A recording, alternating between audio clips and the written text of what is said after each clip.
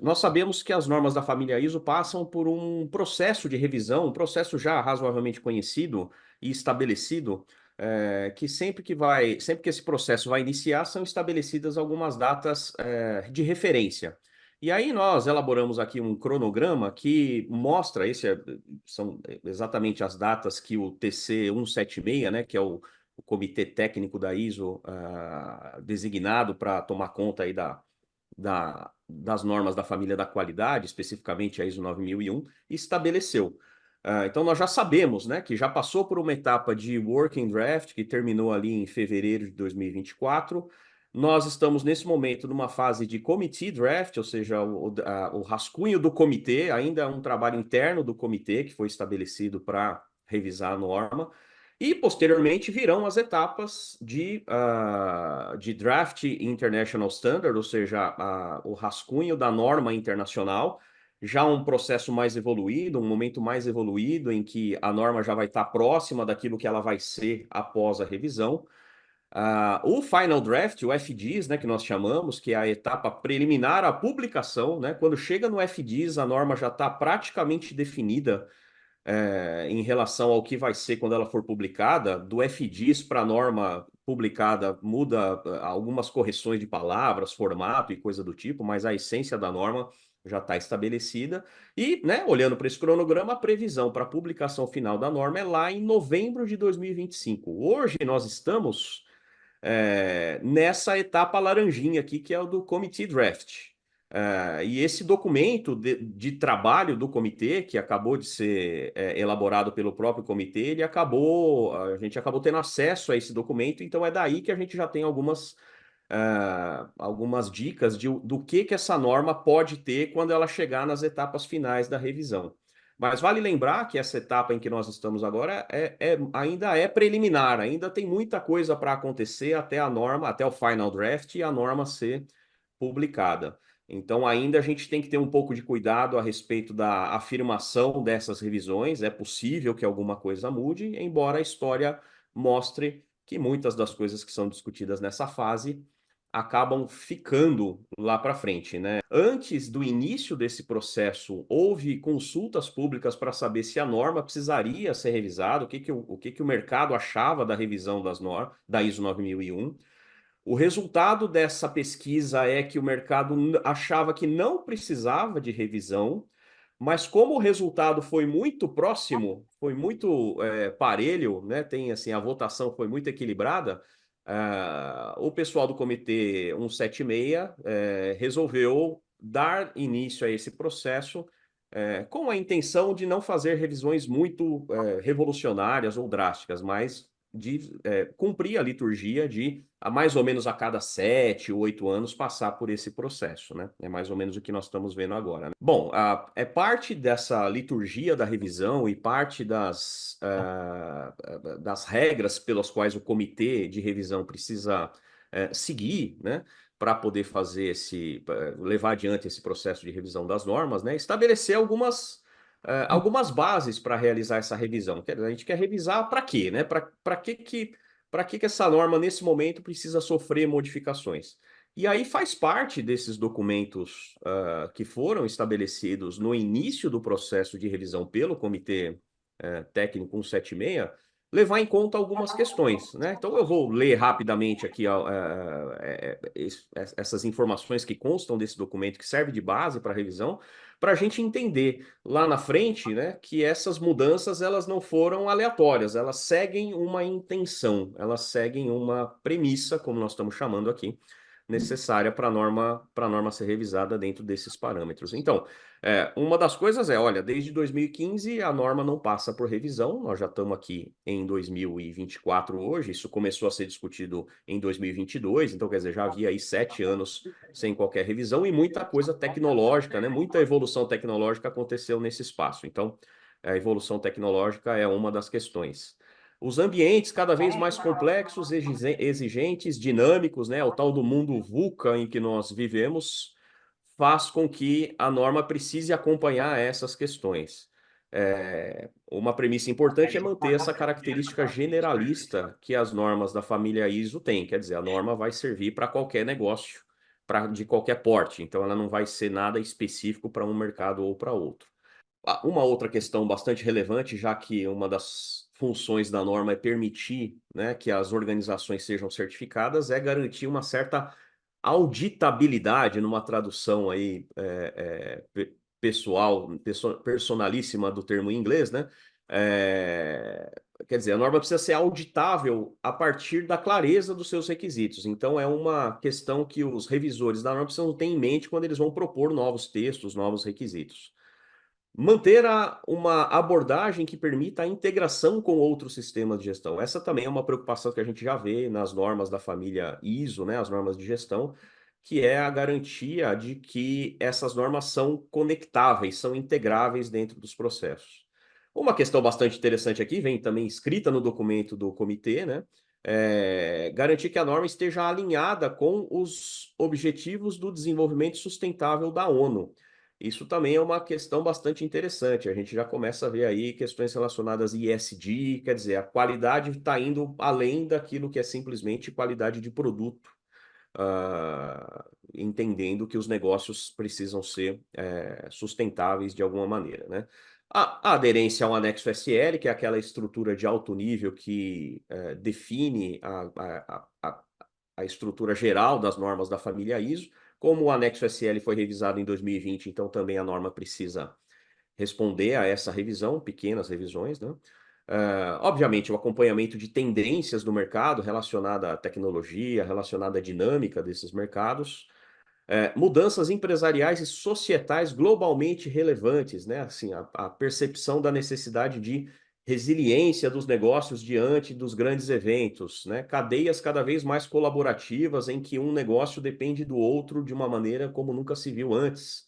Trabalho remoto, né? Então, de alguma maneira, né, essa revisão levaria em conta essas questões. Riscos e oportunidades, uma clareza maior em relação a esse requisito, já que é um requisito bastante importante e, de certa maneira, polêmico no entendimento da ISO 9001.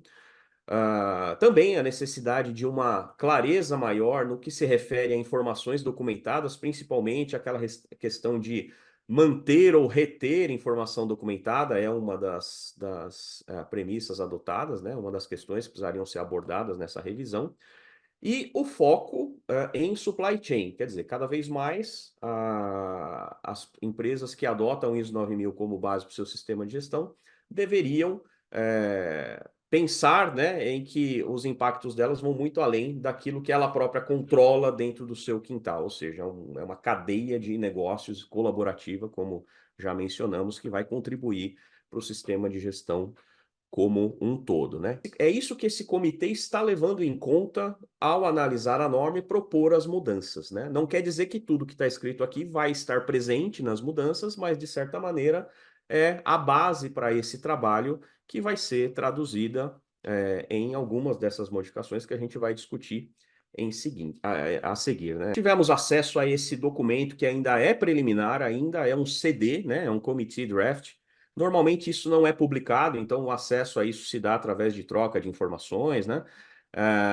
E dessas principais dessas mudanças que nós vimos, né? Nós destacamos algumas delas que vale a pena ser comentadas, né? Eu trago aqui a primeira delas, que é uma mudança lá na cláusula 1, que já não é novidade, porque a gente vê normas recentes, como por exemplo a 42.001, tratando desse tema, e também uma emenda de 2024 para a própria ISO 9001 aparecendo, né?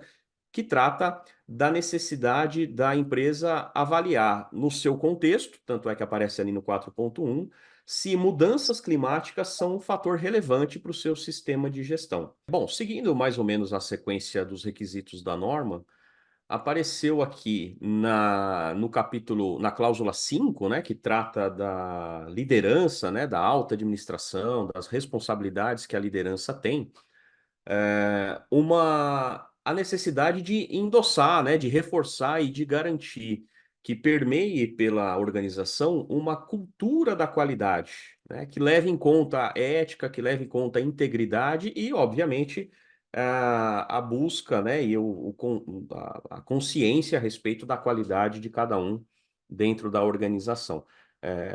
Isso é interessante por aparecer no requisito 5, que é aquele que tem bastante relevância, uma vez que reflete aquilo que a liderança precisa garantir que aconteça, né? E vai um pouco além daquilo que a gente conhecia apenas como qualidade do produto, que era né, até então que a ISO 9001 reforçava com maior ênfase, né? Então é isso. Essa é uma mudança que apareceu mais uma vez, né? Ainda está na fase de committee draft, pode mudar, mas já tem alguma coisa com essa intenção a ser colocada no texto. A gente está vendo que essas mudanças até então elas estão, de certa maneira, de acordo com aquelas premissas que nós vimos, né?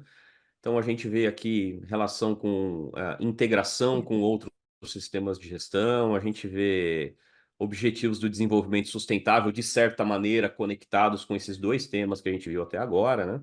E a próxima, que traz aqui uma mudança no item 6, o item 6.2, uma mudança que parece ser um pouco mais, talvez um pouco mais polêmica aqui, que né, levantando a bola aí para o pessoal analisar com mais profundidade aí, uma mudança que de fato muda o jeito de enxergar esse elemento, né? Até então, os objetivos eles precisavam ser mensuráveis, né? E agora veio uma mudança que diz que os objetivos da qualidade eles precisam ser mensuráveis quando praticável, né?